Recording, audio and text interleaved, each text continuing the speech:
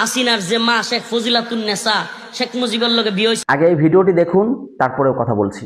বিয়ে হয়েছে 9 বছরে। হাসিনার পুষ্টির অভাব হয়েছে, শেখ হাসিনার ব্রেনের অভাব হয়েছে।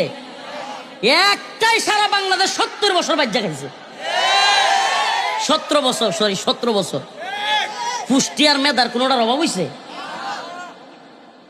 তাইলে 9 বছর। এই গুগল আছে এখন, মোবাইলগুলোতে ওয়াজটা শেষ করে সার্চ দিয়েন যে শেখ মুজিব তার স্ত্রীর সাথে কয় বছরে বিয়ে করছে।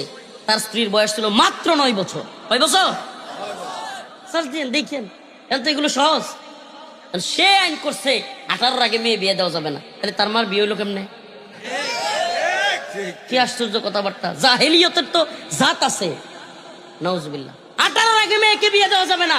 18-র আগে আমার বোন, আমার মেয়ে, আমার বোন এই যে জিনা করতেছে, ব্যভিচার করতেছে, তার বিবাহ না হওয়ার কারণে যত আকাম কুকাম করতেছে, এটার গুনাহ কে নিবে?